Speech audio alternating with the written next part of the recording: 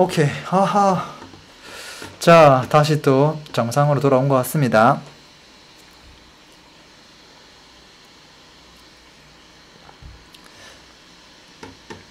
이제 좀 깝깝하지 않네요. 제가 잘 나오죠? 잘 나오고, 목소리 잘 나오고. 자, 재미난 거 한번 해보죠.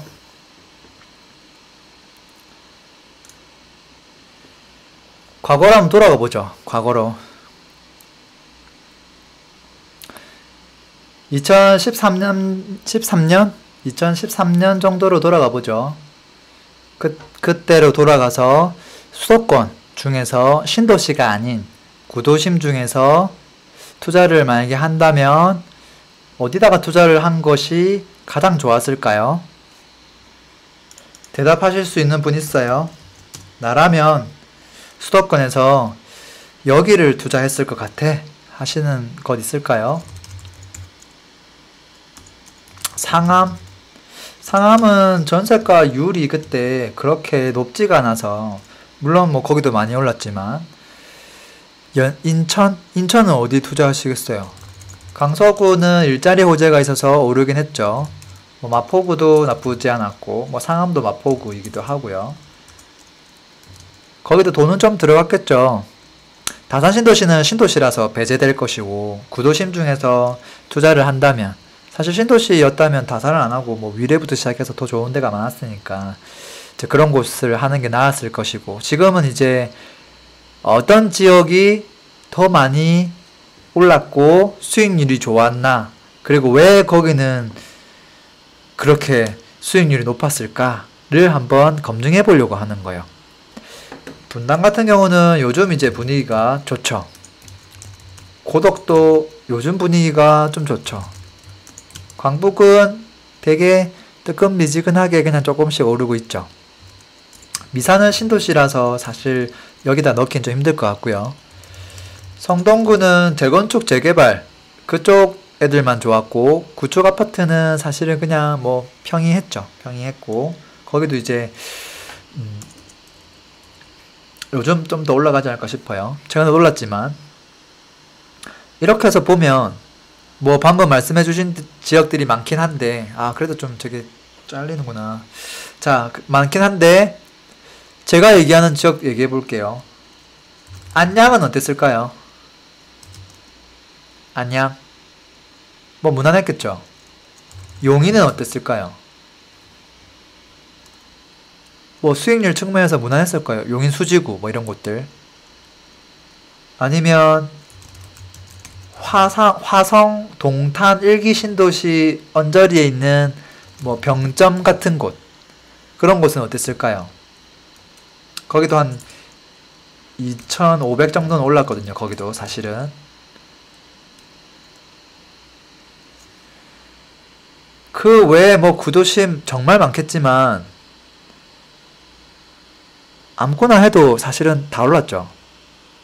그리고 그 지역들 중에서 야, 다른 지역들보다 여기가 말도 안 되게 더 많이 올랐네 한 곳들 지금 보시면 탁하고 안 튀어나오잖아요. 부평도 오르긴 올랐죠. 오르긴 올랐지만 뭐 다른 지역 대비 그렇게 또 많이 오른 것도 아니죠. 야, 그러면 도대체 뭐를 보고 구도심 투자를 해야 되는 거야? 이제 이렇게 되는 거예요. 지금 제가 일부에서 했던 이야기의 핵심은 뭐였냐면, 구도심을 언제 들어갈 것인가에 대한 부분이었고, 만약에 타이밍을 찾았다면 다시 그 구도심 내에서 어디를 들어가는 게 조금 더 좋을 것인가, 이제 그것을 지금 논하려고 하는 거예요. 뭐 화면 깜빡이는 거 그냥 감안하고 봐주세요. 어쩔 수가 없네요.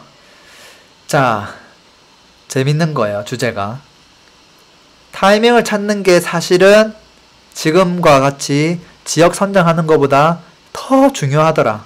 그건 이미 답이 나와 있는 상태고요. 거기서 이제 그래도 우린 투자자니까 어떤 지역이 더 좋을까를 구분할 때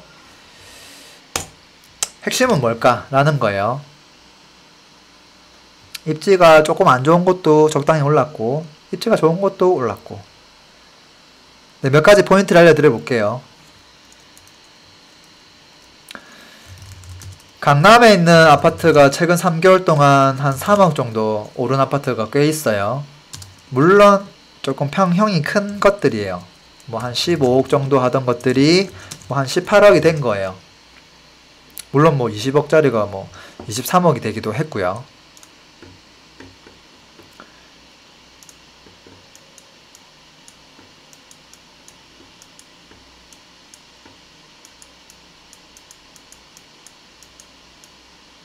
자, 얘는 2억이고 밑에 거는 3억이고 그 다음에 마포에 가보면 뭐 6억짜리가 뭐 7억이 또 금방 올라간 것도 있고 그 이상 된 것도 있어요. 뭐 1억이고 또는 조금 더 뭐 저렴한 지역으로 가면 뭐 한 4억짜리가 뭐 5억이 되기도 했어요. 뭐 요것도 1억이에요. 자, 이랬을 때 이 숫자는 사실 중요한 건 아니에요. 숫자가 중요한 건 아니고 사실 그 율이 중요하죠. 기존 아파트 가격 대비 몇 프로가 올랐는가? 그것이 제일 중요해요. 이 친구 같은 경우는 20%가 올랐죠. 두 번째 거 같은 경우는 비슷하게 20%가 올랐네요. 이 친구 같은 경우는 한 15% 되려나? 대충 적어보죠. 밑에 거는 한 25%까지 되려나? 자, 이렇게 보면 누가 가장 수익률이 좋은가? 이렇게 보면 제일 아래에 있는 녀석이 사실은 수익률은 제일 좋아요. 그리고 이 친구가 아마도 투자금도 적게 들어갔을 확률도 매우 높죠. 그 확률도 매우 높아요. 전세가율 자체가 이렇게 비싼 곳보다 조금 저렴한 곳이 전세가율이 조금 더 높기도 하죠. 그래서 투자금도 적게 들어갔고 실제 오른 그 금액의 상승률도 밑에 게 더 높고 그러면 사실은 아래쪽에 있는 것을 투자한 것이 합리적이죠. 투자하는 사람의 입장에서는. 그래서 우리가 단순하게 뭐 집 샀는데 2억이 올랐어 3억이 올랐어 요것만 볼 수는 없는 노릇이고 율을 꼭 체크해 봐야 된다. 우리 월세 투자할 때도 뭐 50만원이 나오는 건지 100만원이 나오는 건지 200만원이 나오는 건지 그게 중요한 게 아니라 그 가격 대비 월세 수익률이 얼마큼 나오는가 그걸 따지듯이 구도 심도 꼭 그렇게 따져야 한다 라는 것이고요. 화면의 스피커 모양 저번에 안 들려서 다 잘 들리는 것 같은데 하여튼 체크해보세요 모나님은. 자 어쨌든 자 그래서 우리가 이제 체크해봐야 될 것은 이런 거죠. 과거에 나중에 또 2013년과 같은 시장이 왔어. 그리고 또 수도권 같은 타이밍이 또 왔어. 그러면 어떤 녀석을 투자할 것인가 그것을 볼 때 다른 것들도 물론 봐야 되지만 첫 번째는 그 현재 가격 얼마 정도 하고 그리고 실토금이 얼마큼 들어가고 그 친구가 예를 들어서 뭐 10% 내지 20% 정도 상승하게 되면 나의 그 실토금 대비 수익률이 사실은 바로 나오죠. 그래서 이 수익률을 가지고 표를 만들어 보는 거예요. 아파트 A, 아파트 B, 아파트 C, 이 친구 매매 가격, 그리고 전세 가격, 그리고 이거 실투금, 이 친구가 만약에 정말 잘 돼서 다 비슷비슷하게 뭐 10% 정도 오른다고 보면 물론 입지가 좋은 애는 12%, 좀 더 좋은 애는 14% 오를 여지도 있긴 해요. 그렇지만 이 정도가 그렇게 크지 않아. 그렇게 했을 때 금액이 있겠죠. 그래서 그 금액 대비 실토금 대비 비교하면 나의 수익률이 나오죠. 그래서 이 수익률을 감안한 녀석을 집중 공략하는 게 훨씬 좋다라는 거예요. 그래서 이런 부분들을 구도심에서 꼭 체크해 보시면 좋겠고 너무 막 비싸고 좋은 녀석을 투자해야만 한다라는 편견에서 먼저 나오시면 좋겠어요. 자, 그리고 이제 이런 부분도 있죠. 보통 많은 사람들이 가격 상승과 직접적으로 관련 없는 요인들에 집중하는 경향이 강해요. 제가 봤을 때. 제가 몇 가지 한번 예를 들어보면 인구 증가 열심히 조사하는 분들이 있어요. 서울 인구가 뭐 늘었을까요? 줄었을까요? 두 번째, 아까 부산이 2009년 뭐 빵 올랐고 2013년 빵 올랐어요. 그때 2009년에서 2년 동안 또는 2013년부터 3년 동안 인구 변화가 뭐 있었을까요? 사실 큰 변화 없었고 오히려 인구가 좀 빠진 경향도 있죠. 뭐 물론 뭐 세대수가 뭐 늘었다고 얘기할 수 있지만 제가 봤을 때는 세대수가 늘어난 것은 전국이 똑같은 해당 사항이에요. 공통 사항이라는 거예요. 인구가 뭐 조금 줄어도 뭐 세대수가 늘어나는 그 경향은 특정 지역에서 좀 쏠림이라기보다는 전국 공통 현상이에요. 이런 것들은 아무 의미가 없는 요인이에요. 대세 상승장이 오는 그 타이밍은 인구 증가와 아무 관계 없다라는 거예요. 물론 기왕이면 인구가 많이 유입되면 좋죠. 그거는 그냥 좋은 거예요. 좋은 거고 그럼 그것을 언제 들어갈 거냐. 그건 조금 사실은 다른 이야기인 것 같아요. 자, 또 한 가지는요. 대세 상승기는 학군하고 상관이 없어요. 지금 아까 수도권에서 2013년으로 돌아가서 어디에 투자하시겠어요? 하고 물었더니 뭐 가양동부터 시작해서 뭐 오마떼만동이 다 나왔어요. 그 동이 서울 뭐에서 가장 좋은 학군이 있는 곳은 사실은 아니죠. 좋은 동은 뭐 대치, 뭐 좀 더 위로 올라가면 뭐 중계, 뭐 목동 뭐 이런 데가 있겠죠. 근데 지금 그런 지역들은 사실 하나도 안 나왔고 그냥 고만고만한 많은 사람들이 선택할 만한 그런 것들 나왔고 자 이런 거죠. 대구 수성구는 사실 학군도 좋지만 그게 과연 학군만 좋은가? 다른 것들도 다 좋죠. 다 좋고 그리고 중요한 건 뭐냐면 오를 때 다 오르더라는 거예요. 지금 학군이 의미가 없다라는 이야기를 하는 게 아니에요. 학군이 좋은 지역은 가격이 좀 하락시기에도 좀 받쳐주고 상승할 때도 뒷심을 발휘하는 경향이 있어요. 네, 그렇지만 학군이 전혀 별로인 지역들도 대세 상승기에는 그냥 오르더라. 그러니까 이거를 요약해보면 대세 상승기일 때 학군이 좋은 곳은 오르고 학군이 안 좋은 곳은 내리는 지역은 하나도 없더라라는 그게 핵심이에요. 그러니까 학군을 가지고 타이밍을 잡을 수 없다. 왜? 학군이 좋은 곳은 5년 전에도 학군이 좋았고요. 10년 전에도 좋았고요. 지금도 좋고 앞으로 5년 뒤에도 그곳은 학군이 좋을 거예요. 큰 변화가 사실은 없는 녀석이죠. 그래서 이 지역들은 타이밍과는 상관이 없고 단지 나중에 조금 더 남들 한 10% 오르면 한 12%, 14%? 뭐 요 정도 오를 여지가 있다라는 거예요. 자, 목동에 있는 일반 구축 아파트가 과연 많이 올랐을까요? 재건축 단지라서 많이 올랐죠. 그게 아닌 애들은 그냥 그렇잖아요. 그 다음에 대치동에 있는 아파트 있죠. 그러면 대치동에 있는 거랑 저기 청담동에 있는 거랑 삼성동에 있는 거랑 그 친구들 한 10년 차 된 아파트들 가격 시세 비교해보세요. 큰 차이 없어요. 상승률. 그 다음에 중계, 노원구 중계에 있는 거나 아니면 저기 성북구에 가서 기름동에 있는 뉴타운 아파트나 누가 더 많이 올랐을까요?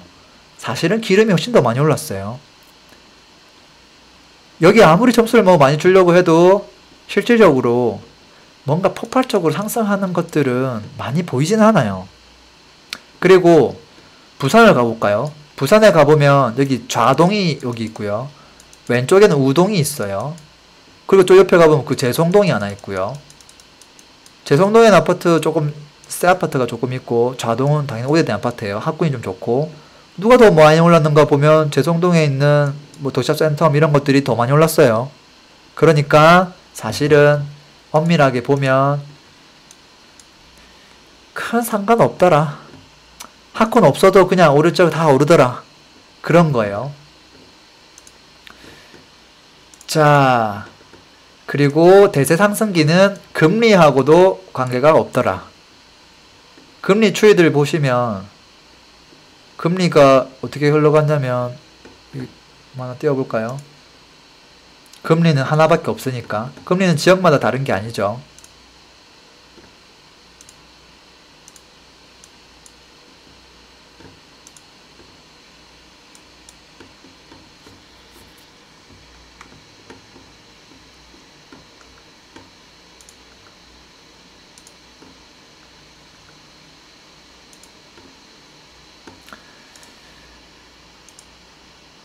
정기 예금 금리 그래프 요거죠.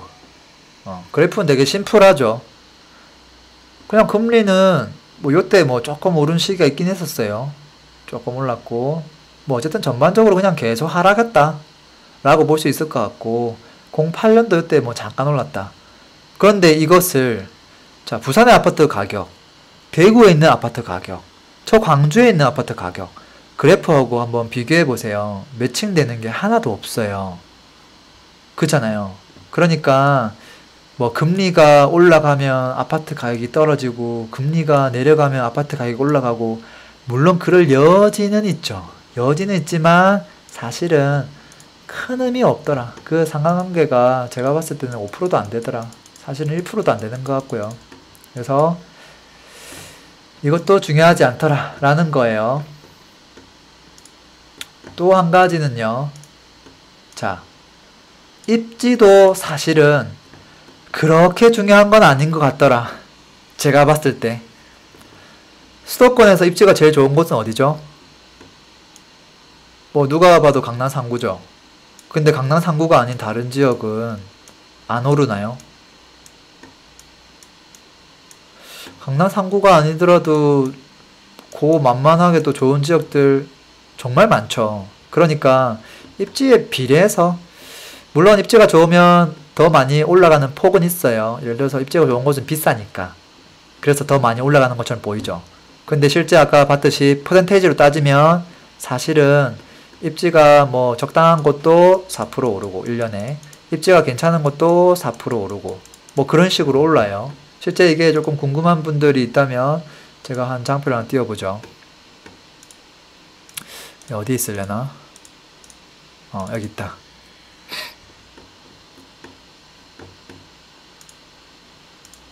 사람들은 본인이 듣고 싶은 이야기를 들려주는 걸 좋아하는데 그렇지 않은 것들을 들려드리면 되게 반감을 가지는 것 같아요. 저는 팩트 체크를 할 수밖에 없어요. 여기 보시면 자 뭐가 보이죠? 여기 도곡동 삼성, 도곡동에 있는 삼성 아파트예요. 당연히 입지가 좋죠. 입지가 엄청 좋겠죠. 전국에서 뭐 제일 탑 클래스에 포함되겠죠. 2004년도부터 2017년도까지 지금까지 아파트 가격이 매년 대략 평균으로 따졌을 때 저는 한 5%이 정도 입지면 5%는 돼야 되지 않을까 하고 쪼르륵 역으로 계산해서 만들어 본 거예요. 과거에 8억 1000이었으니까 지금 15억은 돼야 되지 않을까. 근데 지금 얼마 정도 할까요? 이 친구가 바로 오른쪽에 답이 있네요. 11억 9천이 답이에요. 다르게 얘기하면 이 친구는 매년 3%씩 올랐어요. 3%. 그러면 수소에 가면 3익 아파트라고 있어요. 34평짜리. 입지는 도곡 삼성보다 당연히 안 좋죠. 물론 뭐 최근에 뭐 SRT 그 개통 호재가 있긴 했지만 그것들 뭐 좀 감안하더라도 뭐 강남은 뭐 호재가 없었던 건 아니니까. 이 친구는 지금 얼마가 올랐냐면 정답만 얘기하면 얘는 매년 4.2%가 올랐어요. 그러면 입지를 가지고 투자하라. 그럼 2004년에 여기 도곡 삼성을 사야 되는 거예요? 수소 3익을 사야 되는 거예요? 어떤 걸 사야 되는 거죠? 2004년에는 아마 전부 다 도곡동 사라고 했을걸요? 학원도 좋아 보이고 모든 게 다 좋아 보이니까. 답은 틀리잖아요. 근데 여기서 중요한 거 한 가지는 있죠. 오른 금액만 놓고 보면 도곡 삼성이 8억에서 1억 15, 8억에서 11억이 돼서 뭐 대략 그 한 3억, 4억 가까이, 그러니까 46%가 이제 올라서 4억이라는 금액만 놓고 보면 오 많이 올랐네 할 할 수 있고, 수서는 이제 한 3억 6천 이 정도니까 적게 올랐네 이렇게 할 수 있지만 그렇게 볼 수는 없다라는 거예요. 밑에 가볼까요? 용인 지역 한번 볼까요? 용인에 가면 그냥 수지구에 그저 그런 그냥 33평짜리 아파트 그냥 쿡 찍은 거예요. 이 친구는 매년 4.7%씩 올랐어요. 1억 9,500만 원 하던 게 지금 3억 5천 하니까요. 실제 오른 비율로 따져도 얘가 탑이고 매년 오른 금액도 평균치로 보면 사실은 굉장히 높은 편에 속하는 아파트죠. 입지가 당연히 용인 수지가 저 위에 있는 강남구에 있는 아파트보다 훨씬 더 떨어지겠죠.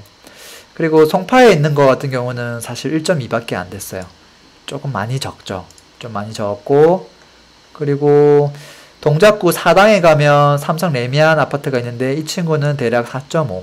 그리고 수원에 가면 또 고만고만한 화서동. 수원에서 그렇게 좋은 동도 아니에요. 화서동에 가보면 아파트가 하나 있는데 이 친구는 3.6%. 거의 저기 대치동 아니고 저기 어디냐. 도곡동에 있는 거랑 거의 비슷한 수준으로 올랐다고 볼 수도 있어요. 자, 이렇게 보면 이야, 과연 입지 투자가 답일까?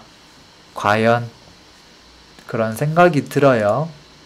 그래서 너무 좋아 보이는 것만 사지 마셔라. 이제 그런 이야기도 좀 들려드리고 싶어요. 근데 물론 입지가 좋은 곳에 장점도 있죠. 확실하게 올라주고, 그리고 먼저 움직이지 않아도 어쨌든 얘는 확실하게 올라주는 녀석이거든요. 그리고 갖고 있으면 되게 든든하죠. 그리고 내가 살고 싶기도 하고, 그리고 집을 내놓으면 다른 곳보다 좀 더 잘 팔리기도 하겠죠. 매도도 중요하니까. 이제 그런 것들도 장점에 속하죠. 근데 수익률만 놓고 보면 입지가 타이밍 또는 수익률 측면에서 그렇게 또 중요한 건 아니더라 라는 거예요. 또 볼까요? 대세 상승기가 오면 보통 이제 모든 종목이 다 오른다라고 생각하는 분들이 있는 것 같아요. 대세 상승기가 오면 개별성이 떨어지는 아파트 위주로 올라요. 잘못 적었네. 개별성이 떨어지는 아파트가 올라요. 개별성이 높은, 그러니까 물건 하나하나마다 다 다른 특징을 가지고 있고 시세 판단하기가 힘들고, 이제 그런 것들은 오를 때 다 같이 오르는 건 아니에요. 물론 뭐 떠밀려서 올라가는 경향은 좀 있죠. 네, 그렇지만 같은 수준으로는 안 봤으면 좋겠어요. 그래서 우리가 흔히 얘기하는 부동산 호황기, 부동산 조정기, 뭐 하락기, 그것은 전부 다 아파트의 99% 맞는 이야기거든요. 그거를 주택이나 뭐 빌라 이런 것들에다가 대입해보면 사실은 한 80 또는 70%밖에 안 돼요. 그렇게 좀 참고해 보시면 좋겠고, 또 한 가지는 이제 부동산 공부 열심히 한다고 도시기본 계획을 막 정말 열심히 파는 분들이 있어요. 뭐 물론 되게 좋은 일이에요. 저도 물론 이렇게 파는 사람 중에 한 명이기도 하고요. 네, 그렇지만 확실한 건 도시기본계획을 아무리 열심히 1년 내도록 365일 하루 24시간 공부한다고 하더라도 절대 그 부동산 타이밍을 잡을 수는 없어요. 그냥 요 지역은 좋아질 지역, 요 지역은 그저 그럴 지역, 그것만 판단할 수 있을 뿐이지, 야 이제 사이클상으로 여기 지금 타이밍이 왔어, 그것을 찾는 거하고는 전혀 무관해요. 그러니까 그 목적이 아니라 방금 얘기했던 전자, 그것을 찾는 용도로 조금 많이 활용하시면 좋겠어요. 이걸 하다 보면 어떻게 되냐면, 야, 이 지역 뭐 호재가 요 지역보다 훨씬 좋은 게 눈에 보이거든요. 야, 여기는 뭐 광역으로 개발한대. 여기 막 상권 들어오고 일자리 막 폭발하고. 근데 그게 최소 10년에서 15년 또는 20년이 지나야 이루어질 부분이야. 이제 그냥 그 계획만 사실 살짝 이야기한 거거든요. 근데 그거를 이 시점부터 시작해서 막 너무 크게 확대 해석하면 너무 빨리 들어가거나, 또는 이게 만약 고점에 들어갈 수도 있어요, 상대적으로. 과거 뭐 송도가 그러했죠. 호재는 정말 좋아 보이는데 어떻게 했어요? 분양하고 나서 그때가 최고점이었죠. 쫙 떨어지잖아요. 결국은 6년을 까먹은 거죠. 아무 이유 없이. 사실 6년 안 까먹고 그 뒤에 들어갔으면 얼마나 좋아요. 그래서 도시기본계획도 타이밍하고는 상관이 없더라. 자, 또 한 가지는 미분양이 났다고 해서 그 지역이 안 좋은 지역은 아니다라는 거예요. 그리고 그 지역도 시간이 조금 지나면 충분히 상승할 수 있는 타이밍이 온다라는 거예요. 많은 분들이 미분양이 많은 지역들을 그냥 배제시키거나 그리고 그냥 보통 흘려넘기는 경우가 많아요.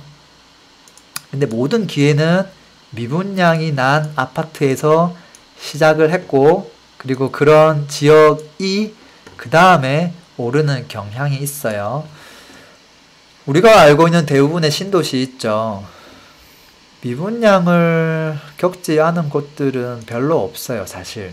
지금 동탄 이기처럼 워낙 시장이 좋을 때 빵 시작한 지역들을 제외하고는 대부분은 초반에 다 미분양이 있었어요. 그리고 지금 현재에도 미분양이 있는 곳들 있죠. 뭐 세종이나 대전은 미분양이 좀 덜 하지만 충청도로 가면 사실 미분양이 좀 있거든요. 평택도 있고 위에 뭐 쭉 있는데 여기 뭐 청주 이런 것들도 입지가 웬만큼 괜찮으면서 딱 보면 지금 현재 또 시세 상승을 잘하고 있는 뭐 이런 아파트들도 사실은 과거에 다 미분양이 있었다라는 거예요.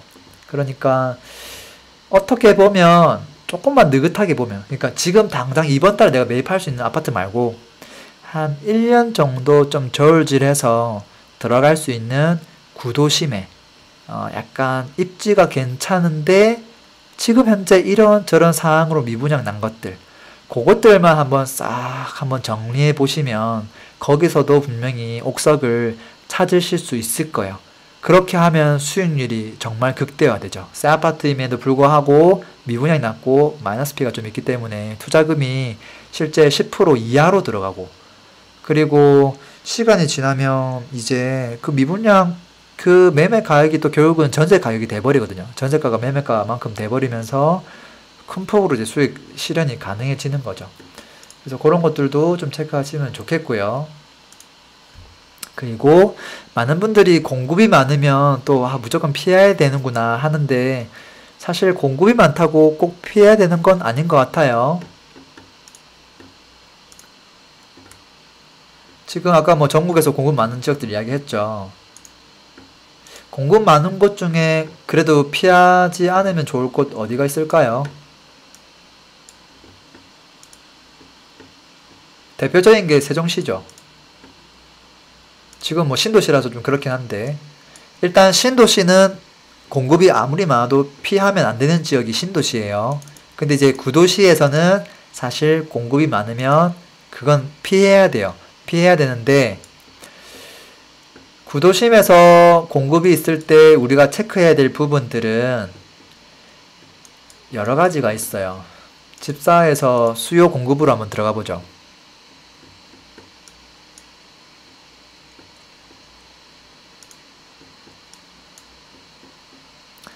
공급이 좀 많아 보이는 지역 구도심 어디를 한번 찍어 볼까요? 자, 공급이 많다라고 나와 있는 곳 일단 한번 먼저 볼게요. 경기. 여기는 워낙 인구가 많은 곳이니까.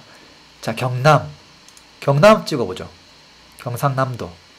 이야, 장난 아니네. 자, 첫 번째는 시기를 좀 봐야 되고요.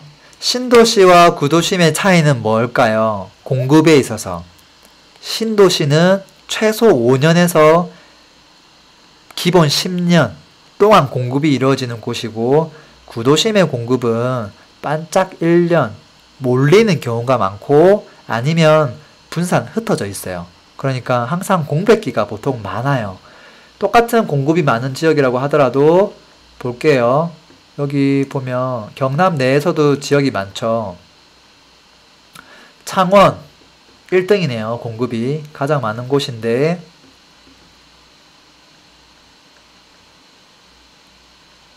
자, 공급이 이렇게 거의 뭐 한 달 겹쳐서 이렇게 많은 경우는 되게 위험한 지역이죠. 첫 번째, 시기가 특정 시기로 몰려있지 않고 이렇게 그냥 2년 내도록 이게 입주가 있으면 앞으로 3개월, 뒤로 3개월 영향을 다 줘요.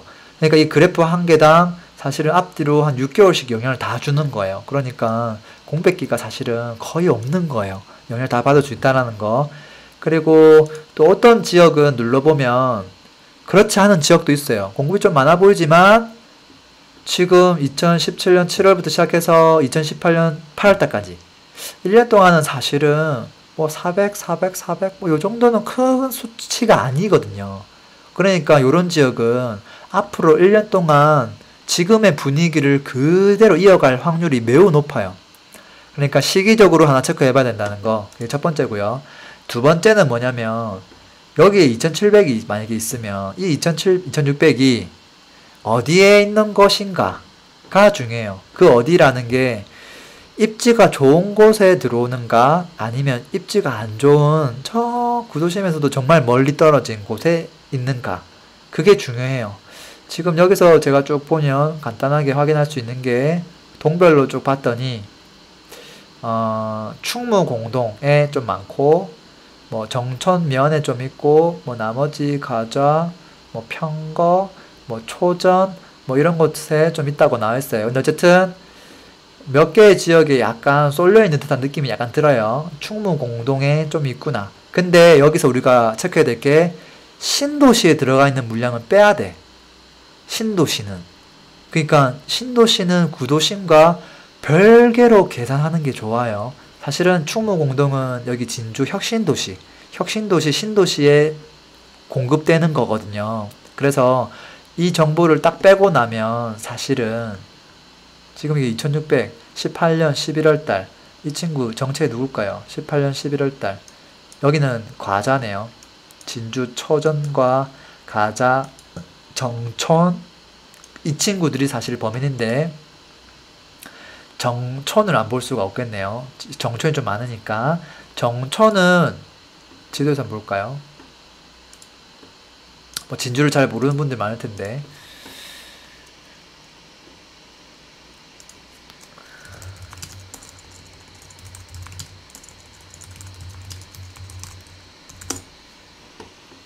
자, 진주의 구도심은 여기 위에 있고요.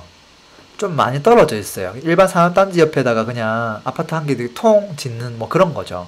이렇게 이제 봐지는 건데 여기 이제 들어오겠죠. 공동주택 자리에. 이렇게 봤을 때 이제 우리가 체크할 게 사실 여기에 들어오는 공급은 여기 구도심에 입지가 좋은 곳에 영향을 굉장히 적게 줘요. 미분양이 나든 말든 뭐 사실 관심이 없어. 왜? 여기 있는 좋은 입지를 버리고 여기로 이사갈 사람은 거의 없거든요. 영향을 적게 준다는 거예요. 그리고 신도시, 아까 혁신도시가 있었죠. 그게 오른쪽에 여기 있거든요. 이 혁신도시에 들어오는 공급은 어차피 그냥 꾸준하게 들어오는 그거라서 또 이제 한번 분위기가 붙으면 이제 시세는 계속 올라가니까 또 구도심에 영향을 별로 안 줘요. 그냥 그놈이 또 이제 또 들어오는구나 이미 다 인지하고 있는 상태예요. 그러니까 그 두 친구를 빼고 진짜 구도심 내에 일반인들이 그냥 적당하게 거주할 수 있는 수준의 그 지역에 들어오는 물량이 언제 어느 정도인가 요렇게 체크하시는 게 구도심에서 꼭 필요해요. 그 부분 좀 안내해 드리고 싶었고요. 그래서 방금 얘기했듯이 신도시 물건 쭉 빼고 예를 들어서 저 하남 같은 경우도 보면 뭐 한 80%가 하남 미사지구에 들어오고 구도심의 물량은 10%도 안 되면 사실은 하남 미사지구가 아닌 하남시 구도심이 시간이 지나면 올라갈 여지가 있다. 이렇게 해석할 수밖에 없는 거예요. 경기 하남 한번 눌러볼까요?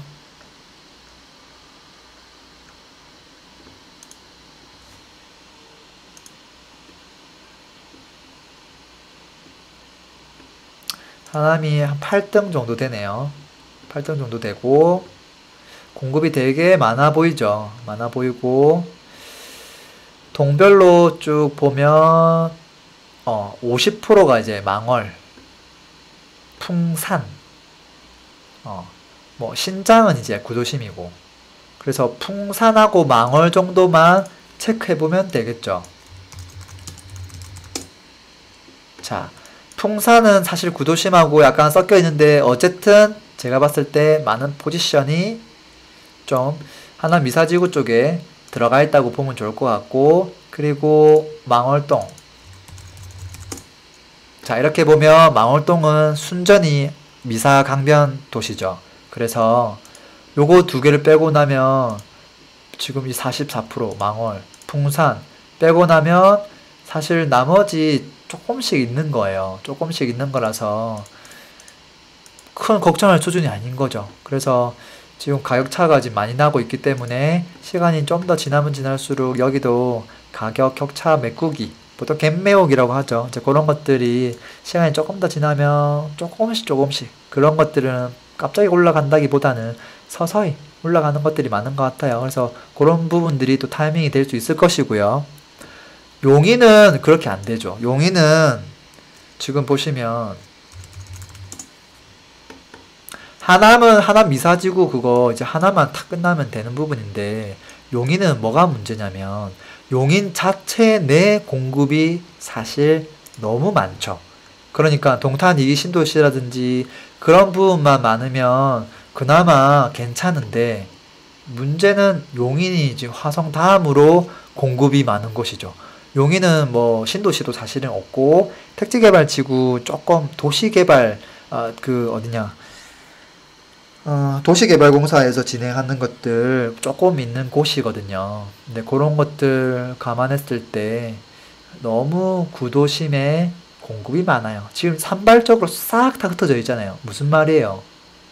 어지간한 막 여기저기 입지 좋은 것들 안 좋은 것들 다 걸쳐서 공급이 있다 이 말이에요. 그러니까 이런 지역들은 가격이 올라가기가 힘들어요. 매우 힘들어요. 기흥 쪽도 사실은 마찬가지예요. 여기 보시면 18% 역북동. 역북동이 벌써 5,300. 그리고 구갈동 5,000. 이 두 개 합치면 만세대거든요. 그거 다 기흥구거든요. 그러니까 되게 많은 편이죠. 이거 다 역북지구 뭐 이런 애들이죠. 부평은 공급이 자체적으로 사실은 별로 없지 싶은데, 봐요. 자, 답이 나왔죠. 부평은 보시면 특정 시기에 쏠려 있다. 쏠려 있다가 중요한 거예요. 그러면 요 시기가 지나가면 요 지역은 되게 이제 좋아지는 지역이죠. 안정권으로 들어가는 거죠. 이제 그래서 뭐 우리가 시기를 저울질할 수 있죠. 되게 빨리 들어가서 지금 들어가도 사실은 뭐 1년 뒤에 나간다 해도 영향권이 없고 2년 뒤에 나간다고 해도 공급에 영향이 없기 때문에 뭐 지금 들어갈 수도 있고, 또는 이렇게 공급 많을 때 적절하게 살짝 들어가는 부분도 있을 수 있고요. 이런 시기로 적합하게.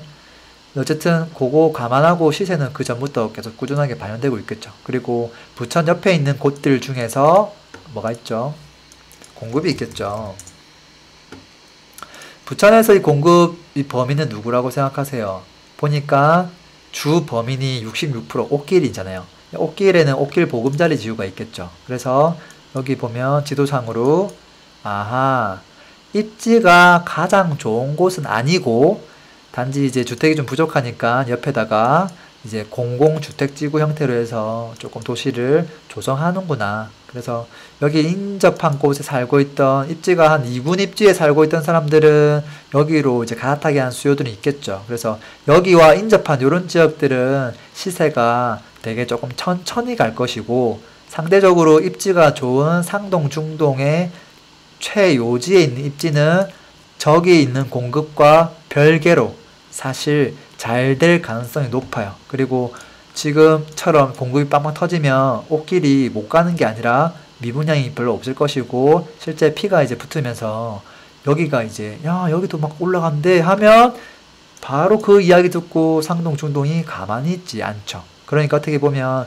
이런 입지에 공급이 됐는데 또 소화가 잘 되는 건 좋은 입지한테는 되게 큰 호재라고도 볼 수 있어요.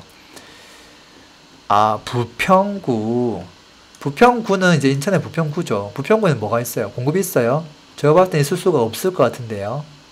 그래서 부평구도 뭐 꾸준하게 올랐는데 문제는 가격이 많이 올랐으면 못 올라가는 거예요. 그럼 그 흐름은 오르지 못한 곳으로 사실 넘어가야 되죠.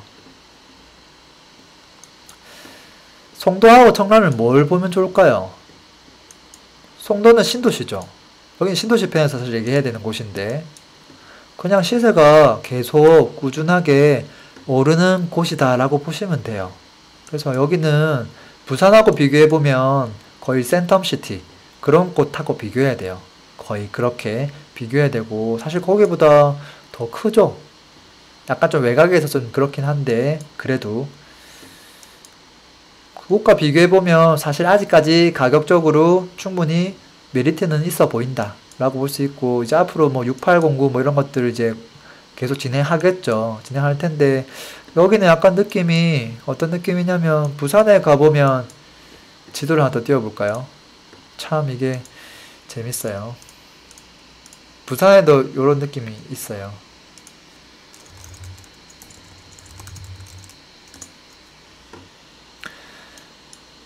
부산의 센텀시티가 이렇게 백스코를 중심으로 이렇게 있으면 그리고 이쪽에 뭐 여기는 이제 해변가가 있다는 게 좀 특이하긴 한데 요 약간 이렇게 수영만 매립지 방파제 요트 경기장 그 옆에 보면 이제 어떻게 보면 여기는 이제 뷰가 나오는 곳이거든요. 뷰가 나와서 약간 해양 리조트 조금 섞어서 뭔가 좀 해보려고 하는 그래서 여기만의 또 가격 시세가 또 있어요. 그리고 여기는 또 여기만의 또 이게 소화가 되는 초고층이라든지 그런 것도 좀 있고 그래서 옆에 6809도 입지가 조금 떨어져 보이지만 또 그런 장점들을 또 생각해 보면 근데 물론 이제 이 개발을 또 어떤 식으로 잘 할 것인가가 문제이긴 한데 어쨌든 그런 큰 장점도 있다. 그래서 얘가 큰 골칫덩어리가 안 된다고 하면 송도는 사실 골칫덩어리가 거의 없거든요. 그러니까 꾸준하게 더 올라갈 여지가 매우 높죠. 청라 같은 경우는 사실은 송도급은 아니라고 봐지고 그리고 최초 계획했던 것들보다 지금 보면 아파트밖에 없잖아요. 거의 아파트밖에 없고 해서 실거주하기는 무난하긴 한데 송도처럼 이렇게 상승장 맞이했을 때 마지막에 뒷심은 조금 부족하지 않을까 싶은데 어쨌든 지금 공급이 거의 이제 한 단계 마무리가 됐고 해서 가격이 또 좀 한 번 더 올라갈 타이밍이 좀 됐고 단지 이제 가정지구가 이제 조금 진행 중이어서 요것들 나중에 또 입주할 때 되면 또 가격 눌림, 정체 그런 것들은 이제 또 생각해야 될 거예요.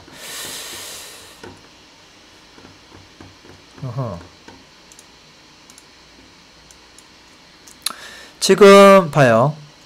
전북에 있는 전주시를 지금 말씀해 주셨어요. 자, 그러면 제가 이때까지 떠들었던 그걸 가지고 한번 짧게 그냥 요약해 보죠. 전주는 일단 제일 중요한 게 제가 뭐라고 했죠? 구도심에서 제일 중요한 거, 제일 처음으로 봐야 될 거. 첫 번째를 딱 봤는데 그게 마음에 안 들면 그 다음 거를 공부할 필요가 없어요. 분석할 필요가 없어요. 제가 얘기했던 것은 가격이 저평가되어 있는가. 그게 핵심이에요. 전주시는 인구가 몇 명쯤 될까요? 전라북도에서 인구가 가장 많은 곳이거든요. 뭐 검색하면 바로 나오겠죠. 전주시 인구 최소 5, 60만은 되는 곳이죠. 자, 65만 명. 자, 65만 명이에요. 65만 명이면 어떤 느낌이냐면 아까 제가 진주시 샘플로 들었는데 거기가 35예요. 훨씬 크구나. 그 정도 느낌 받으면 되고 자, 가격이 저평가되어 있는가? 그래서 제가 어떻게 했냐면 전주, 익산, 군산 이렇게 전북 지역에 있는 대표 도시의 아파트를 비교하는 것도 필요하고 그리고 제가 청주, 전주, 김해를 또 비교했거든요. 그 이유는 청주가 인구가 80만, 정주가 65만, 김해가 50 몇만 돼요. 그러니까 그 사이에 있는 인구 규모의 도시인데 그곳의 랜드마크 아파트끼리 살짝 비교해 보는 거예요. 어떻게 되어 있는가 잘 봐요. 지금 제일 비싼 녀석, 현재 시점에서 제일 비싼 건 김해죠.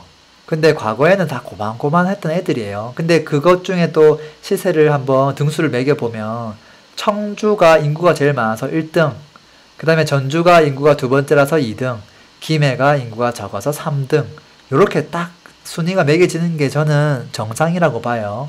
근데 그러다가 시간 지나서 뭐 엎치락 뒤치락도 했다가 뭐 어쩌고 같아지기도 했다가 갑자기 이제 막 이상한 현상이 발생돼요. 김해가 지금 말도 안 되게 올라갔죠. 그리고 지금 두 친구가 바닥을 기고 있네요. 자, 어쨌든 이 두 친구 중에서도 누가 더 저평가됐는가를 또 따진다면 전주하고 청주하고 거의 같잖아요. 그러면 사실은 가격 측면에 있어서 청주가 더 저평가됐다. 청주가 가장 저평가됐다. 두 번째, 전주도 저평가됐다. 김해가 이 가격이기 때문에.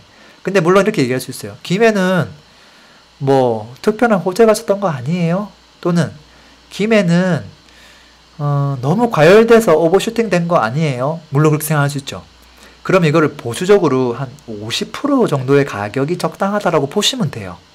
근데 그럼에도 불구하고 뭐 지금 6천만 원 차이에서 50% 한다 하더라도 3천만 원 정도는 저평가되어 있구나. 근데 이 두 친구는 대부분 전주 이런 애들은 다 전세가율이 거의 90% 육박하기 때문에 10% 투자하면 10% 오를 수 있는 여지가 매우 큰 거죠, 사실은. 그래서 가격을 놓고 봤을 때 한번 그 다음 공부해보고 싶은 생각이 드네. 그걸 한번 딱 결정하셔야 되고요. 두 번째는 아까 뭐 보자고 했죠? 수요와 공급 보자고 했죠. 그래서 수요 공급을 간단하게 한번 체크해 보면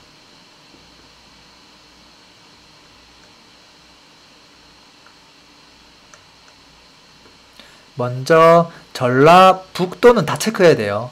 그러니까 전라북도 전체가 공급이 많냐 적냐 부터 이제 체크해 봐야 되는데, 아이고야.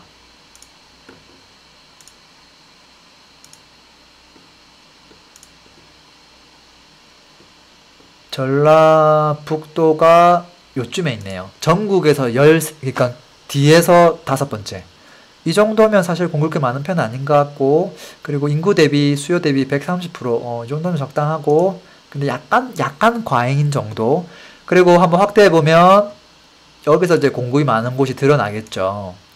자, 지금 전주가 있네요. 전주가 다른 곳들보다 너무 압도적으로 공급이 많죠. 그러면 전라남도에서 공급이 가장 많은 지역, 또는 전라북도에서 공급이 많은 지역, 경상남도, 경상북도, 충청남도, 충청북도에서 가장 공급이 많은 탑 1이 있을 거예요. 그 친구들이 대략 인구 대비 공급이 지금 어느 정도 되는지, 전주가 지금 16,000인데 그것들도 다 16,000쯤 되는지를 한번 체크해 보는 거예요. 말도 안 되게 이렇게 적다고 하면 얘가 적은 건데 사실은 확인해 보시면 16,000이면 꽤 엄청 많은 거예요. 꽤 많은 것이고요. 그래서 전주를 한번 눌러보면 우리가 이제 뭐 해야 된다고 했죠?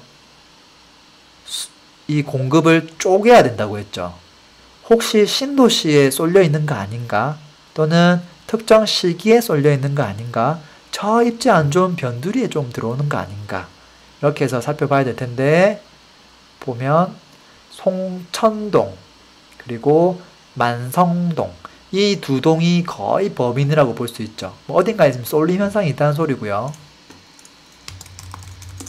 자, 송천동 맞죠? 여기는 순수 구도심이에요. 제가 봤을 때 순수 구도심이고, 만성동은 너무 필요 없고, 이거는 전주 혁신도시 바로 딱 붙어 있는 만성 도시개발구역에 들어오는 녀석들이죠. 여기는 어떻게 보면 약간 신도시에 가까워요. 그래서 요 물량은 조금은, 완전 배제하기는 힘들겠지만 조금은 배제하고 판단해 주셔야 되고, 그것들 배제했는데도 불구하고 구도심에 사실은 여기저기 있어요. 있는데 보면 지금 현재는 약간 뜸해 보여요. 뜸해 보이는데 현재 여기는 이제 미분양들이 조금 있는 상태고, 미분양까지는 같이 봐야 돼요. 미분양도 좀 있고, 그래서 당장 시세가 많이 올라가기에는 조금은 어렵지 않을까. 5,300 18년 2월 달에 18년 2월 달에 여기 전주 금암, 전주 만성, 금암, 만성, 거의 이제 만성. 사실 그 미분양이 사실 만성에 많아. 그래서 전주의 키는 누가 지고 있냐면 얘가 지고 있어. 얘가 만성 도시개발이. 모든 열쇠는 여기에 있어. 그거를 캐치하는 게 사실은 되게 어려운 일이에요. 앞으로 전주시가 좋아지려면 내가 모니터링할 대상은 누구인가? 그리고 이 친구가 미분양이 싹 사라지면서 피가 2, 3천만 원 이상 딱 달라붙으면 전주시의 리스크는 거의 없어진다 라고 볼 수도 있어요. 그럼 그 시기가 언제인가를 좀 째려봐야 되겠죠. 근데 아직은 시기상조가 아닐까 싶어요. 그 외에 뭐 이런저런 지역들이 많은데 뭐 그런 모든 지역들을 제가 언급하기는 사실 좀 힘들고요. 또 넘어가야 될 것 같아요. 우리 시간이 좀 많이 지나고 있네요. 제가 생각보다 뒤에 뭐 많네. 아이고야, 내가 뭘 준비를 왜 이렇게 많이 했죠? 그래서 제가 알려드린 걸로 해서 1차적으로 먼저 보세요. 평촌도 보시고 먼저 좀 다 보셔요. 제가 알려드린 방법으로. 자, 이 부동산에 대한 타이밍, 그것을 조금 미리 예지할 수 있는, 인지할 수 있는 방법들에 대한 이야기를 좀 해보려고 해요. 이미 사실 그 질문을 받으면서 많이 한 것 같아요. 사실은 요걸 거의 다 한 것 같아. 제가 어떻게 하려고 했냐면 방금 얘기했던 그 5가지 요인을 제대로 모니터링 할 수 있어야 된다. 아까 그 저평가 여부 이야기했죠. 저평가, 가격의 저평가. 그 가격의 저평가를 이제 논할 때 사실 모니터링 툴이 없잖아요. 그래서 그 툴을 집사를 쓰시면 사실은 되게 좀 쉽게 할 수 있어요. 제가 여기 지역들을 계속 지금 추가하고 있거든요. 재미난 것도 하나 더 보여드릴게요.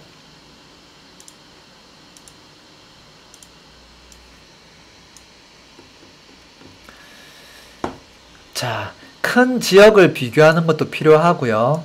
실제 그 지역 내에서 아파트끼리 비교하는 것도 사실은 필요해요. 제가 여기 재밌는 거 하나 넣었네요. 자, 대전에 가보면 요즘 둔산동은 이제 학군이 받쳐주는 곳이고요. 입지도 좋고요. 일자리도 많고요. 그리고 좀 구도심은 아니고 택지개발로 조금 신도시급으로 만들고 있는 곳은 도안 신도시 쪽에 있는 상대동이죠. 즉 그곳에 있는 랜드마크 아파트. 그 3개의 아파트가 어떻게 시세가 지금 달라지고 있는지를 체크해보는 방법은 사실은 조금 더 좁은 것을 보는 거예요. 한번 보면 이렇게 이제 보이실 거예요. 자, 가격이 과거에 누가 더 높았을까요? 둔산동의 크로바 아파트, 이 친구가 36평인데 4억 8천을 했고요. 도안 신도시의 구블락 트리플시티 39평, 그리고 한라 디발디 40평. 다 학군, 거기도 그 초등학교, 정말 특출난 초등학교의 조경 시설이 완벽한 곳이라서 정말 좋은 아파트인데 어쨌든 얘가 더 쌌어요. 그리고 과거에 이제 이 아파트들은 사실 좀 미분양도 좀 했었고 뭐 열심히 개발하다 보니까 이상한 문화재인가 그런 게 나와가지고 동 하나가 사라지기도 하고 이슈가 많았어요. 되게 오랫동안 이제 분양해놓고 입주를 되게 오랫동안 나중에 했고요. 어쨌든 그렇게 했던 것들이 이제 슬슬 이제 시기가 오니까 어떻게 돼요? 한 번을 다 같은 가격이 됐다가 지금은 이제 막 벌어지기 시작해요. 그래서 조금 더 새 아파트, 그 친구가 먼저 이제 치고 나가는, 왜냐면 이것도 연식이 좀 됐거든요. 완전 새 아파트는 아니에요. 이것도 이제 한 5, 6년 좀 됐을 거예요. 그래서 이 친구들이 이제 한번 치고 나가고, 나머지 친구도 보면 잘 봐요. 크로바를 제외하면 이 두 친구의 가격은 어떻게 움직여야 정상인 거예요. 제가 봤을 때는 진짜 많이 차이가 나야 한 1000, 2000. 사실 그 이하 차이가 나야 돼요. 거의 비슷한 수준이거든요. 그렇게 봤을 때 벌어졌다 붙었다 걸어졌다 붙었다 하게끔 되어 있어요.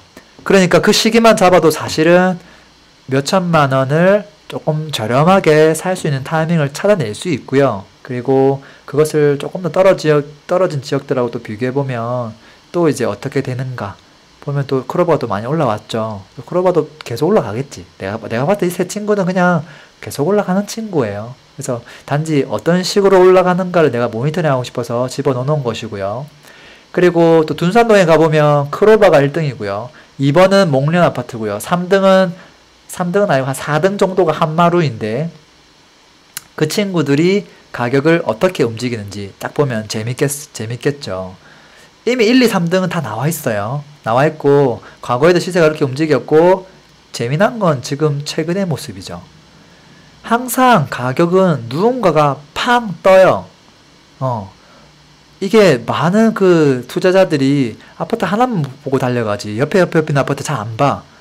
그래서 이런 현상들이 항상 발생해요. 그러면 아하, 요거 이제 흐름이 그 다음 아파트로 충분히 올 수 있겠구나. 이렇게 바로 볼 수 있겠죠. 제가 또 좋은 거 보여드렸죠. 참 그래요. 랭군TV는 사랑입니다. 자, 그래요. 뭐 이런 이야기 좀 드렸고요. 그 다음에 5가지 요인 중에서 수요 볼 때 청약 경쟁률 꼭 체크해 보시고요. 부산 같은 경우는 특히나 언제 그 열기가 식을 것인가, 그거에 대한 키는 누가 들고 있냐면 수요가 들고 있어요. 수요가. 왜? 지금 이 수요의 대부분은 투자자가 아니라 실수요자이고 그 사람들은 전부 다 청약 경쟁률을 보면 다 답이 나오기 때문에 청약 경쟁률이 지금 어떻게 조금 변화하고 있는지를 체크해 보시면 이제 여기도 좀 이제 에너지가 다 돼 가는구나 체크해 볼 수 있을 거예요. 그리고 호재 같은 경우는 얘기했죠. 일자리, 그게 최우선이고 두 번째는 일자리와 관련된 교통. 나머지 것들은 사실은 뭐 그렇게 중요한 건 아니더라. 이렇게 체크해 보시고 뭐 뉴스 같은 거 좀 검색해 보시면 적당히 될 것 같아요. 뭐 어렵게 하지 않으셔도. 그리고 정책 같은 경우는 그냥 국토부 사이트 한번 들어가서 보세요. 그 지역 관련된 거 키워드 좀 던져서 검색해 보시면 될 것 같고요. 그리고 이제 또 한 가지는 최근 시세 변화를 좀 잘 알고 있어야 돼요. 그 타이밍을 잡으려면. 그래서 집사에서는 요거 유료 이용자가 아니라고 하더라도 무료 이용자인 경우도 지금 로그인만 하시면, 회원가입만 하시면 뭐 주간 시세, 뭐 연도별 시세 이런 것들은 다 체크해 볼 수 있거든요. 그래서 주간 시세, 잠깐만요. 주간 시세 한번 보죠. 주간 시세를 눌러보면 서울 최근 이번 주, 뭐 지난주가 되겠죠. 어떤 지역이 가장 핫한지 보면 노원구가 가장 핫하네요. 그래서 노원구가 독보적으로 핫하잖아요.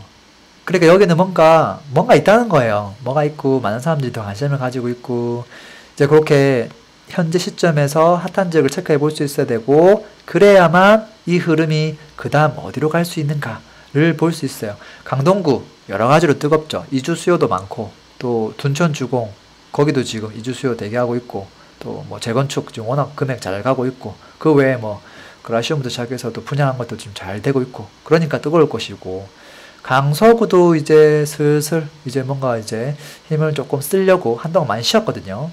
그래서 여기서 한 최소한 랭킹 한 8번째 안에 드는 애들을 포인트로 잡아서 요 흐름이 또 어디로 또 흘러갈 수 있는지 체크해 보시면 좋겠고 또 상대적으로 매매가 대비 전세가 또 상승을 많이 하는 곳들 그런 것들도 같이 보시면 좋겠죠. 저 강동구는 야 전세 상승도 만만치 않구나. 이주 수요 때문에.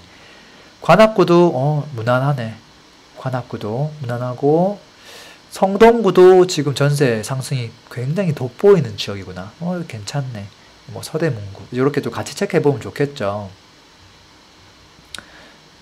저런 것들은 그냥 무료로 제공되니까 연도별로도 보시면 좋겠고 그리고 좀 더 나아가면 아파트 단위로 살펴볼 수 있어야 돼요. 저는 항상 모든 분석은 평균은 의미가 없어요. 다 아파트 단위. 그렇게 하려면 사실 손이 많이 가요. 그래서 저는 집사를 활용을 많이 하죠. 그래서 지금 아까 노원구에 도대체 무슨 일이 있는가 너무 궁금한 거죠. 이번 주에 아까 그런 시세 상승이 있었는데 그러면 최근 3개월 동안 노원구에서 도대체 어떤 동이 그 중심 역할을 하고 있는 건지 그리고 어떤 아파트가 주도주의인지 그걸 딱 체크해 보고 싶은 거죠. 이렇게 딱 하면 금방 체크가 되겠죠. 지금 3개월 동안 가장 많이 오른 아파트 순으로 해서 쭉 보면 일단 중계동, 상계동 여기는 이제 입지 그나마 좀 괜찮은 곳들 86년도 일단 연식이 눈에 먼저 띄네요. 그래서 지금 재건축이 강남 찍고 저기 어디냐 목동 찍고 그 다음에 또 뭐 강동구라든지 그런 입지가 괜찮은 곳들 재건축 찍고 그 다음 타자 이제 온 거죠. 여기로 온 것이고 요거 찍고 나면 또 어디론가로 가겠죠. 이미 갔을 확률도 높고요. 어쨌든 재건축이 지금 범인이구나. 범인이고 그 여파가 혹시 그냥 일반 구축 아파트에도 왔지 않았을까?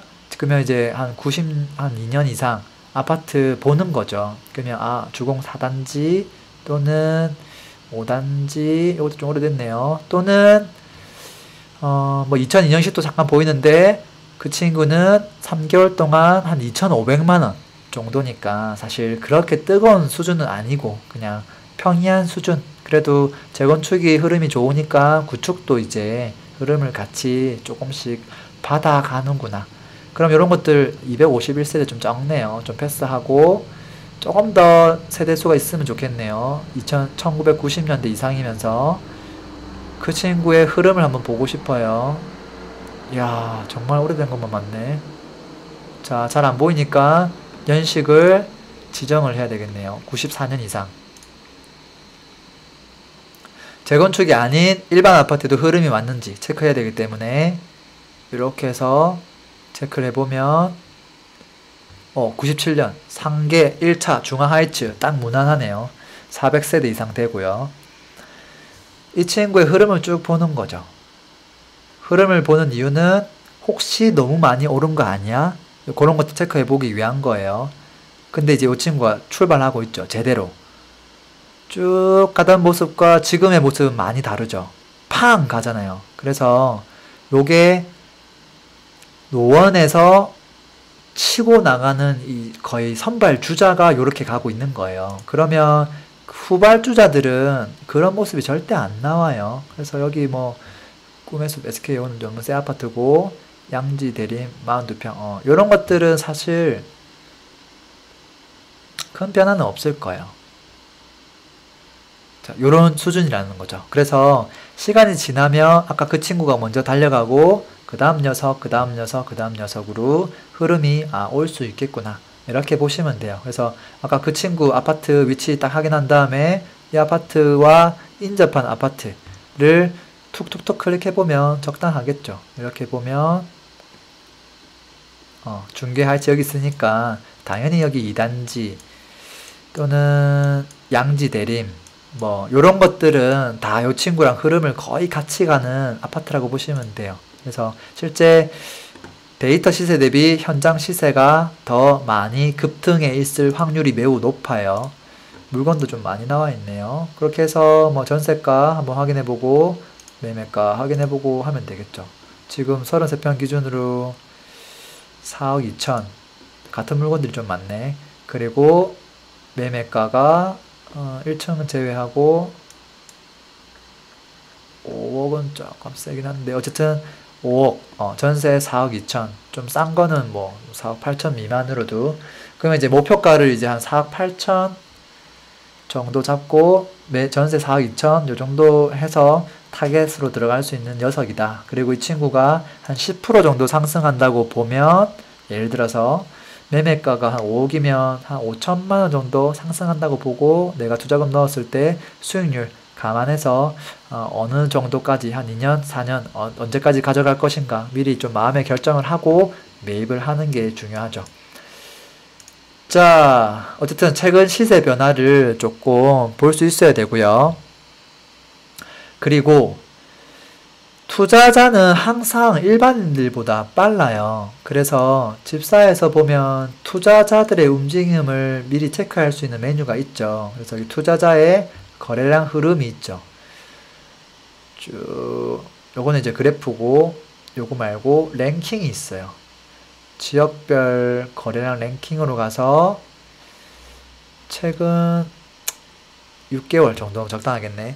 최근 6개월 동안 투자자들은 전국 어디를 많이 가는지 한번 체크해 보고 싶은 거예요. 쭉 보면 우리가 체크할 건 여기 다 있네요. 서울 그리고 지방 사람들이 어디를 가장 많이 가고 있는지 좋아하는지를 보면 돼요. 지금 보면 서울이 2등보다 압도적으로 높죠. 2등보다 압도적으로 높죠. 이 말은 무슨 말이냐면 세종은 올해가 아니라 내년에도 잘 된다. 이렇게 보시면 돼요. 그리고 두 번째는 어디죠? 강원도가 2등이네요. 그리고 지방 사람들은 전라북도에도 관심을 가지더라. 근데 물론 전라북도 전체는 아니에요. 특정 시를 의미하는 거예요. 그래서 이것도 확대해서 보시면 돼요. 강원도 눌러보면 나오려나요? 아, 위에 거 눌러야 나올 텐데. 아이고야.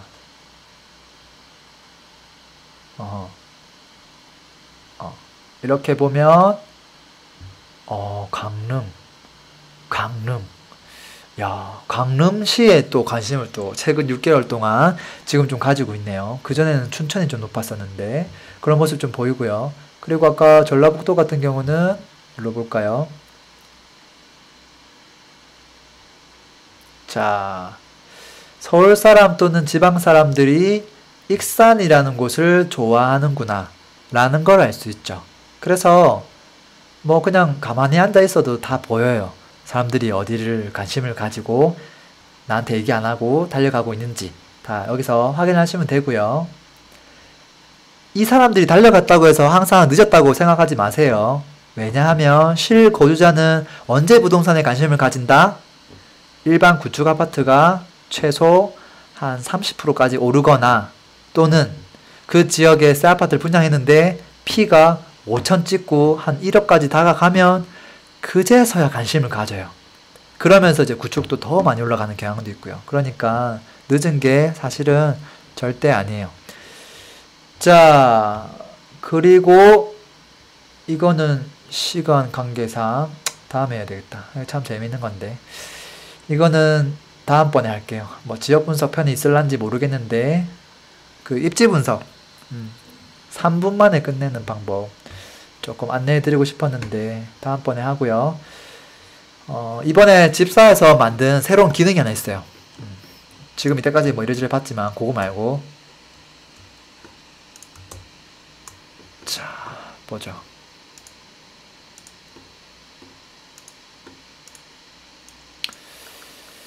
제가 어제 새벽에 완성한 화면이에요. 자, 요거를 이해하려면 이걸 알아야 돼요. 그 아파트에 대한 그 가격의 가치를 평가하는 것, 제가 지금까지 어떻게 설명드렸죠? 다른 지역하고 좀 많이 비교를 했죠. 비교를 많이 했는데 비교가 아니라 상대평가가 아니라 가끔은 절대평가도 할 수 있어야 돼요. 절대평가를 하려면 재미난 게 제가 뭐 입지하고 상관없다고 하면서 저기 도곡동은 뭐 3점 몇 프로 오르고 용인은 뭐 4.7% 올랐고 매년 이제 그런 것들 보여드렸잖아요. 이게 재미난 게 질문 요거예요. 자, 퀴즈 나갑니다. 퀴즈 나가요. 10년 동안 최근 10년 동안 연봉이 꾸준하게 뭐 올랐겠죠. 쭉 올랐을 텐데 그 연봉 상승률과 아파트 가격의 상승률 각 지역별로 쫙 해보면 누가 더 많이 올랐을까요? 누가 더 많이 올랐을까요? 빨리 대답해 보세요.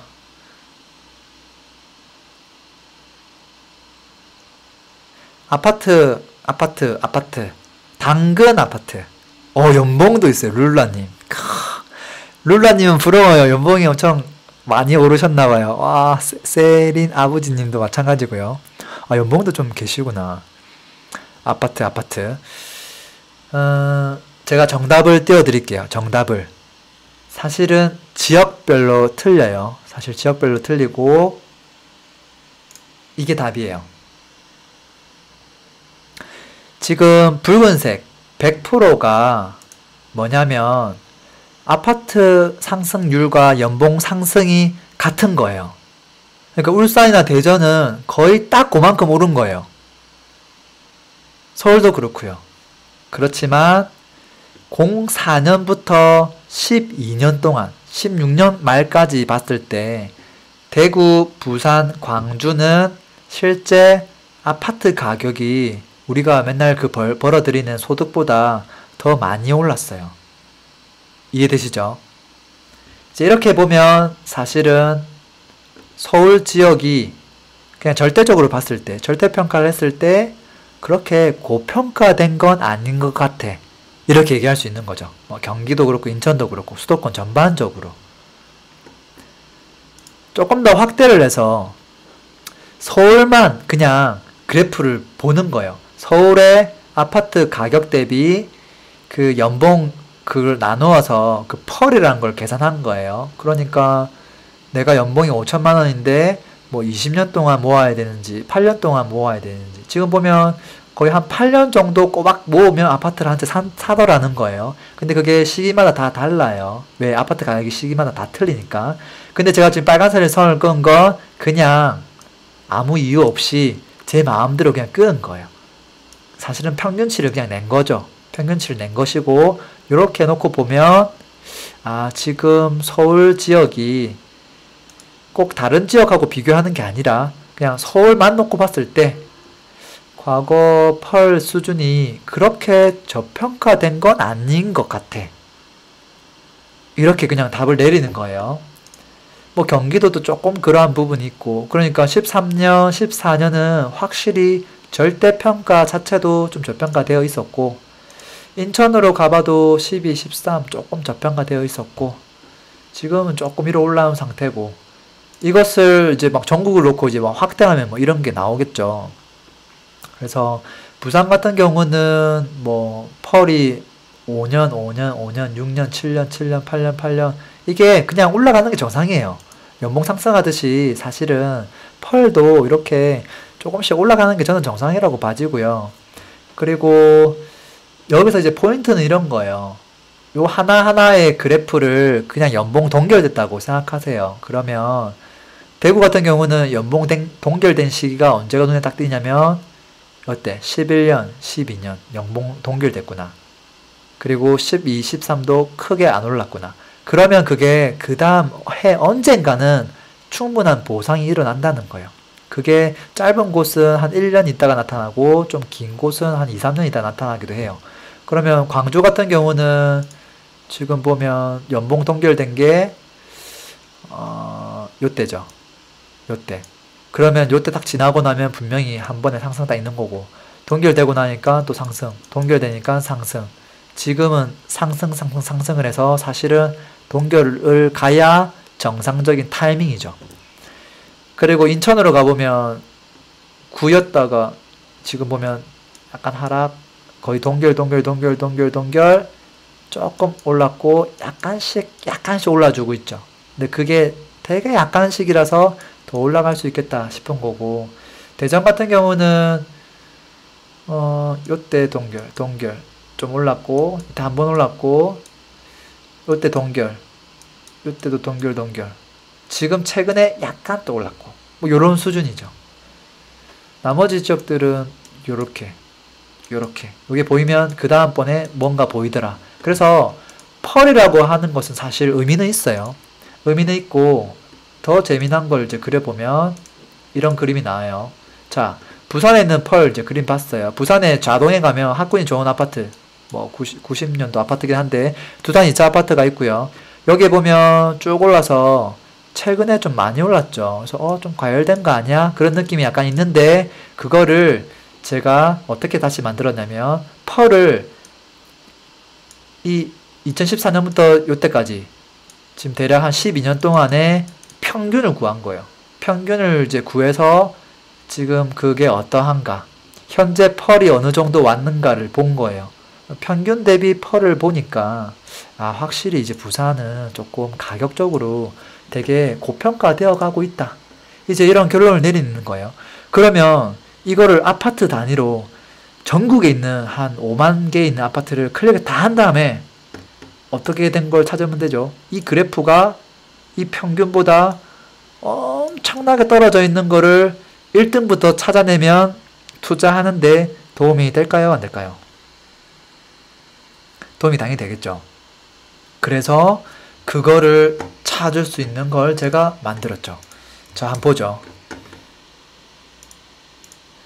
자, 여기 보면 이름하여 아파트 가치 분석. 지금은 아직은 테스트 단계라서 실제 반영하지는 못했는데 이것도 뭐 한 일주일 정도 안에는 정회원들 대상으로 쓸 수 있게끔 반영될 거예요. 자, 보죠.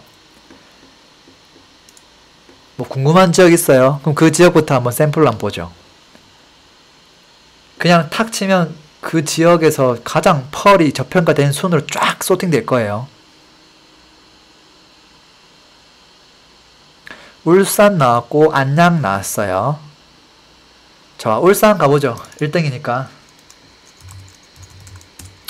자, 울산에서 가장 저평가된 지역 어디냐? 그냥 한 방에 찾아볼게요. 좀 부담스럽긴 해요. 이게 워낙 그 아파트를 많이 뒤져야 되기 때문에 이게 한 방에 나올란지 모르겠네.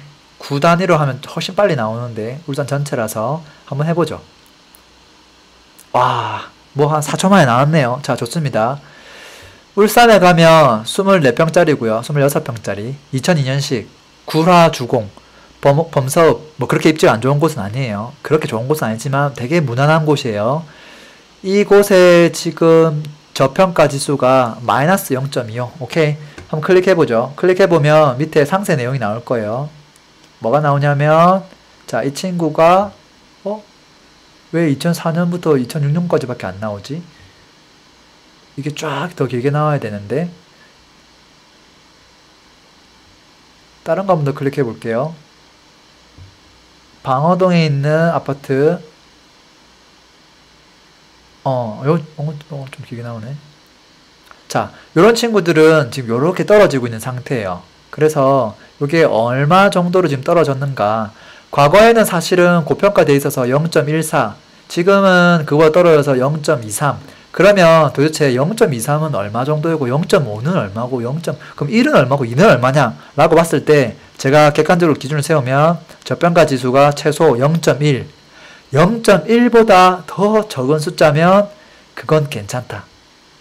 0.23 정도면 사실 그렇게 저평가된 건 아니에요. 그러니까 울산에서 가장 저평가된 게 0.23 정도이기 때문에 사실은 울산은 그렇게 저평가됐다고 얘기하기가 조금 어려워요. 대전 한번 가보죠. 서구 한번 가보죠. 자, 대전 서구에 가면 야, 0.1짜리가 하나 있네요. 2005년식 한번 클릭해보죠. 아하, 오케이.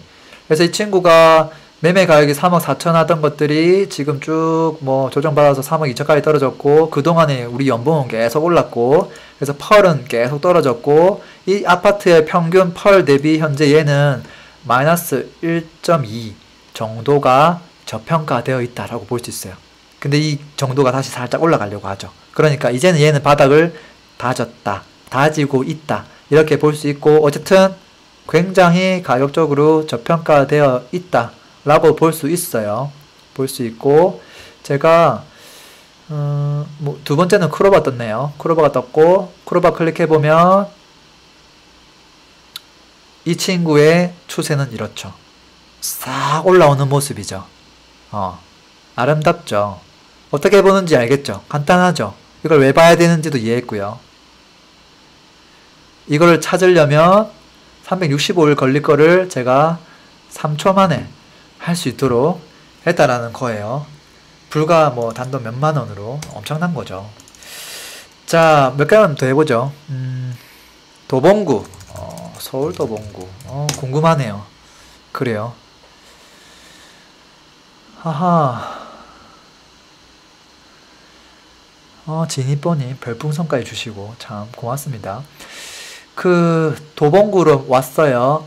마이너스 1 이상인 것들도 좀 있네요. 자, 북한산 아파트 2004년 33평짜리 아파트 창동에 있네요. 앞으로 창동은 또 개발을 많이 한다고 하죠.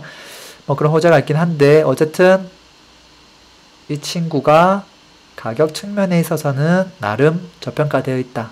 물론 이것만 볼 수는 없어요. 그래서 아까 우리가 제일 처음에 1시간 동안 이야기 드렸던 그 구도심, 투자 방법 5가지 요인들 다 살펴보시고 이것도 같이 살펴보시면 좋겠어요. 대략 요 친구는 4억 9천에 매매 전세 4억 2천에 한 7,700만 원 정도 갭하는 아파트네요. 그래서 뭐 갭도 고려 안 할 수가 없겠죠. 수익률에 달려 있으니까. 그래서 펄이 높으면서 전세가 높아서 갭이 적은 아파트를 좀 찾아보면서 그게 입지까지 좋으면 뭐 금상첨화인 거죠. 그렇게 찾아보시면 적당하지 않을까 싶어요. 도봉한신 이런 것도 되게 무난한 거네요. 오케이, 됐고 부천 부천 정도 하고 요 화면을 끝내야 되겠네요. 자, 경기 부천시. 자,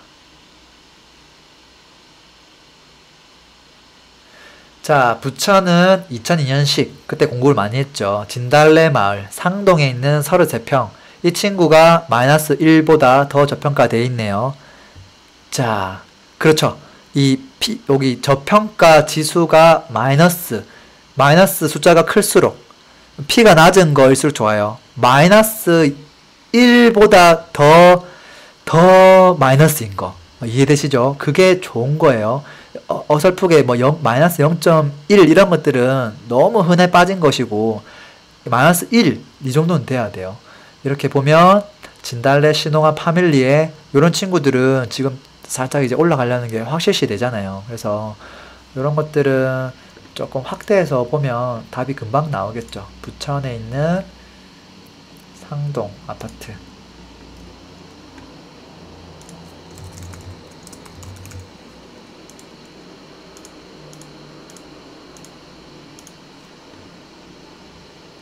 마이너스 1이야. 이렇게 보시면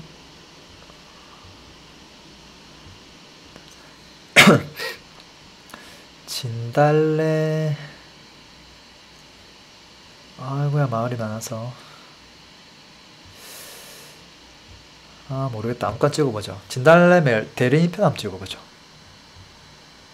얘는 신동아인데 참, 신동아 찾아보자.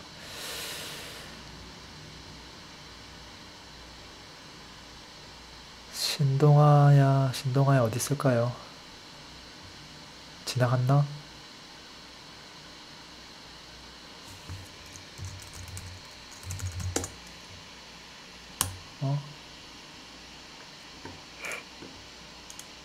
세대수가 적었나?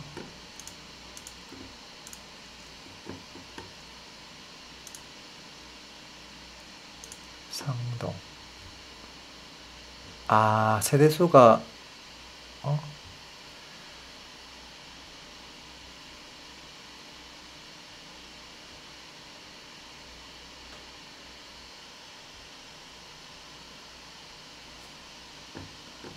이렇게 찾으면 안 되겠다.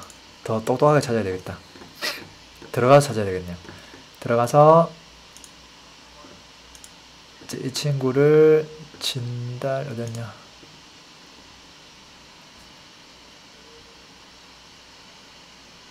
신동아 파밀리에. 그리고 오케이.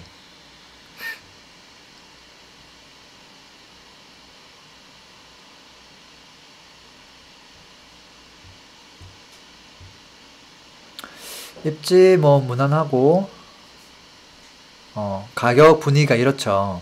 그래서 많이 못 올랐어요. 끼케야 1,500만원. 그러니까 이 친구들은 충분히 올라갈 여력이 있죠. 충분히. 지금 전세가가 조금 덜 받쳐줄 수는 있지만 실제 나와 있는 매물 확인해서 보면 가치 측면에 있어서 나쁘지는 않겠네. 전세가 조금은 안 받쳐주는데 그래도 오케이, 요 정도 보죠. 아파트 단위까지 보면 너무 힘들어서.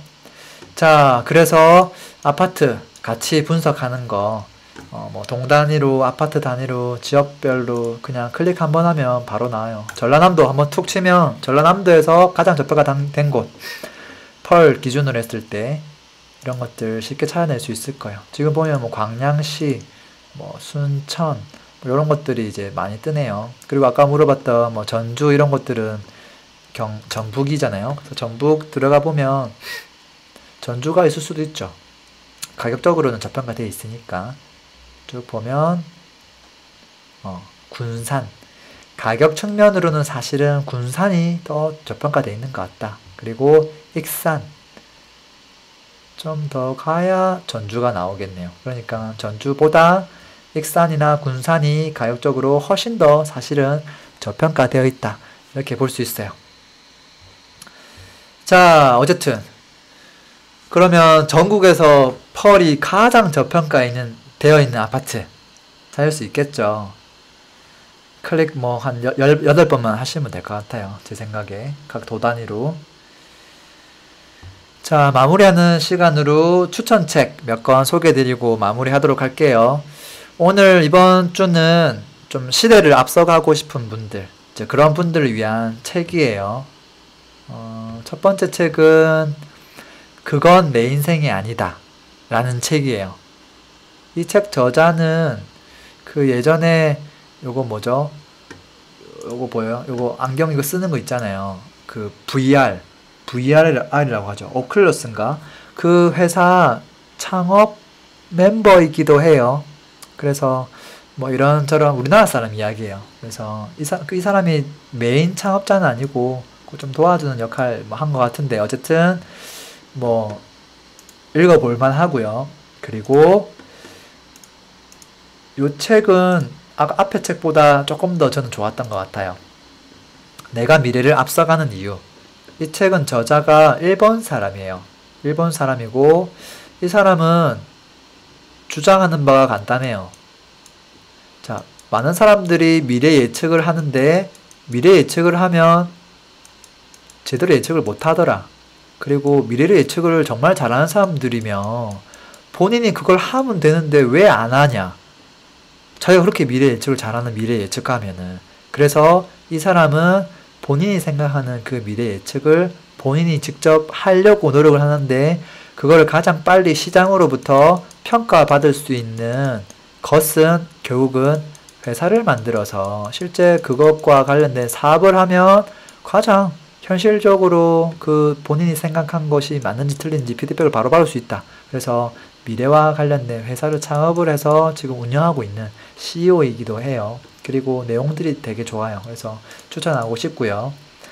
또 이제 두 가지 책은 창업자 이야기예요. 그래서 혹시라도 자녀분들 중에 컴퓨터 좋아하는 분들이 있거나 그러면 이 두 책 추천해 주시면 좋을 것 같아요. 그리고 나는 이 저크버그 이 사람이 어릴 때 부모로부터 어떤 교육을 받았는지 사실은 좀 궁금했어요. 근데 이 사람이 아버지가 이제 의사였는데 그 의사 병원에서 필요로 하는 프로그램 있죠. 예를 들어서 1층에 누가 탁 손이 들어오면 이렇게 입력 간단하게 하면 그 정보가 바로 이렇게 진료실로 탁 들어갈 수 있게끔 그런 것들도 얘가 사실은 좀 만들어주고 했었거든요. 근데 하다가 프로그램 역량이 안 되니까 못 만들잖아요. 그 이상의 것들을. 그래서 그 부모가 과외 선생을 붙여줘요. 그래서 그 코딩과 관련된 것들을 조금 해소시켜 줄 수 있는 사람을 붙여주면서 한 번 더 그 레벨이 올라갈 수 있게끔. 그러니까 사실 저 같은 경우도 이제 예전에 IT를 뭐 10년 넘게 일을 했었고 대학교 다닐 때 IT를 제대로 물어볼 수 있는 사람이 한 명도 없었어요. 그래서 맨땅에 헤딩했는데 야 부모가 이렇게 대단한 사람은 아니었어요. 그냥 대학생 중에 좀 컴퓨터 잘하는 사람을 그때 초등학교, 중학교 한 이 친구한테 붙여줬던 거니까. 그래서, 아, 그 정도 수준이라면, 나도 부모로서 할 수 있지 않을까. 그래서 좀 힌트를 좀 얻었던 것 같고. 그리고, 요 친구는 이제, 미국 사람은 아니고, 저 약간 동남아시아 쪽인데, 어쨌든 유튜브 창업했던 이야기예요. 스티브 첸이고. 그래서 이것도 저는 되게 재밌게 봤었어요. 그래서 첫 번째 책은 그건 내 인생이 아니다 였고요. 두 번째는 내가 미래를 앞서가는 이유에 대한 책이고 세 번째, 네 번째는 유튜브 이야기, 저크버그 이야기 이렇게 되게 어릴 시절의 이야기들이 담겨 있어요. 자 이렇게 해서 오늘도 시간을 너무 많이 또 지체했네요. 오늘 뭐 이래저래 영상이 또 끊기기도 했고 지금도 뭐 제 얼굴이 뭐 깜빡깜빡거리기도 하고 뭐 어쨌든 그래도 제가 전달한 것들 다 이해하셨죠? 이해하셨을 거라고 생각하고 또 다음 주에 또 재미난 주제로 또 찾아뵙도록 하겠습니다. 자, 오늘 긴 시간 동안 고생 많았습니다. 다음 주도 뵐게요. 안녕.